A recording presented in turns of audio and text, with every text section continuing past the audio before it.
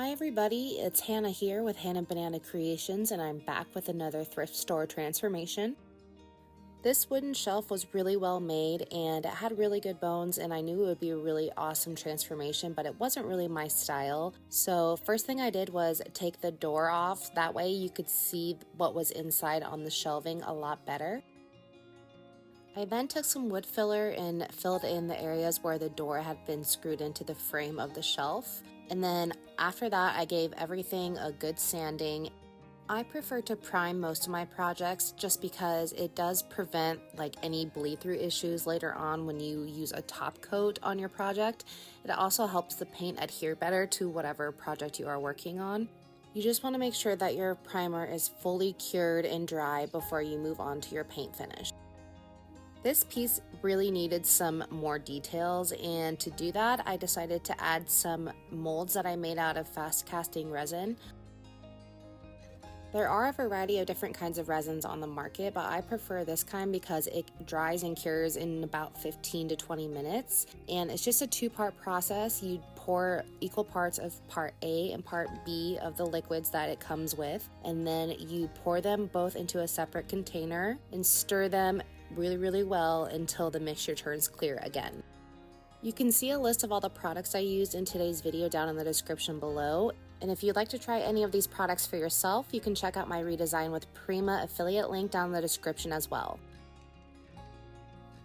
I wanted to decorate the entire frame of this shelf with lots of florals, so I used some molds called the Botanist Floral and Botanical Blossoms. These are all from Redesign with Prima. With highly detailed molds such as these, I prefer to use resin. You can also use air-dried clay or a molding material. Once all my molds were poured, I just had to wait about 15 to 20 minutes for them all to turn white, which signals that they are ready to go.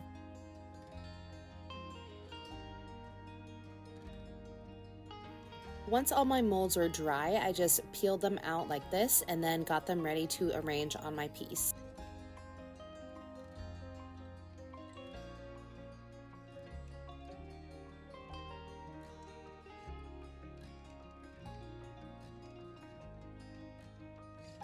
I like to arrange my molds before I start gluing them down, and then I tape them with some painter's tape. That way I can play with the arrangement a little bit.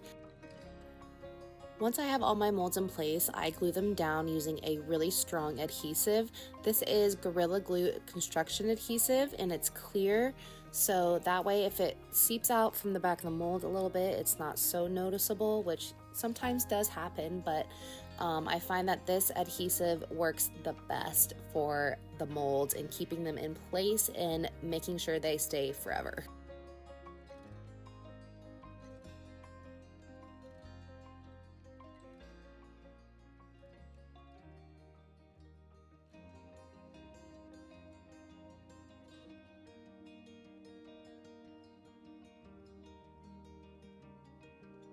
Here's a close-up look at how I arranged my molds on this piece. I really like to mix and match the different styles of molds to create my own design. One of my favorite things about the Decor molds is that you can use them over and over again, which means there's endless amounts of ways that you can create your own design. I added a layer of black spray paint after I had all my molds attached. That way, after I added the metallic paints on top of the flowers, it would really stand out in the depths of all the detail. To add a little bit of texture, I am using this Impasto paint. This is an Alchemy product, which can also be found on the Redesign with Prima website. And this is a really heavy body acrylic paint that is great for adding texture or just giving you a really matte finish on your project. I taped off the back panels of this piece because I was going to add some decoupage paper. Most decoupage papers are pretty transparent, so whatever color you have underneath is the color that's going to pop through the most. So if you do a white base, that's going to make the colors in your paper most vibrant. After carefully measuring the size of the back panel, I cut it out just using some scissors. You want to be careful when you're handling rice paper or decoupage paper because it's usually pretty delicate. So just be a little extra careful when you're handling it, especially when you are using scissors with it. To attach the paper to the back panel of this shelf, I'm using Redesign with Prima's matte decoupage gel. And decoupaging is really easy. You first just want to lay down a layer of decoupage gel onto your project. Then you can lay down your paper, make sure everything is smoothed out. I sometimes use a wallpapering tool to make sure everything is smooth. And then I do another layer on top of the decoupage paper to make sure everything is sealed. Now the decoupage medium is white, but it does dry clear, so don't worry about that. Just make sure that your entire piece is covered when you are attaching the decoupage paper. Here you can see me using the wallpapering tool to help me smooth out all of the wrinkles out of the paper. Now to really make all the details in these molds stand out, I'm going to go through with all these metallic paints and individually paint all of the pieces of the molds. This part did take a very long time, but it was also pretty therapeutic because I was just painting away all these little pieces and I got really detailed with it and it turned out so amazing. So just keep watching and enjoy all the little painting details.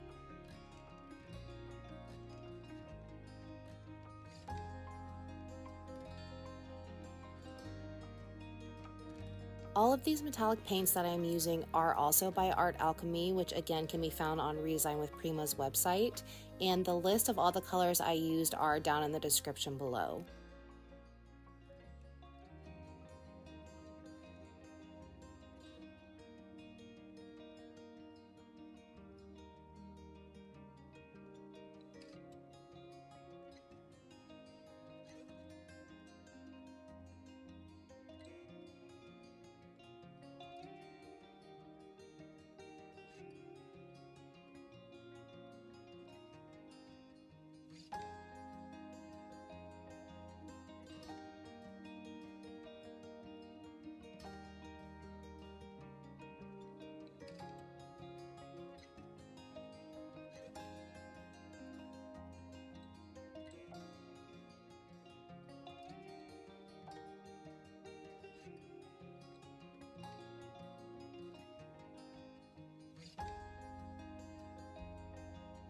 After all the molds were painted, I went through with a black wax to really set into all the details.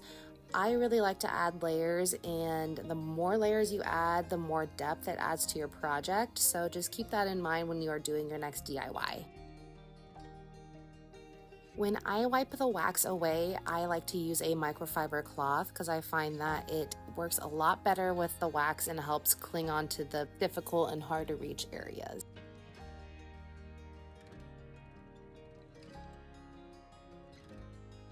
To finish this piece off, I went through with some metallic colored waxes. This is a rose gold wax and I added that to some of the flowers.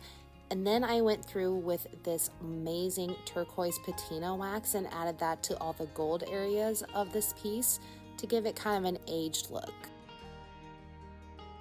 And here's a look at the final results of this piece. I decided to keep this shelf for myself after all because it was a lot of work.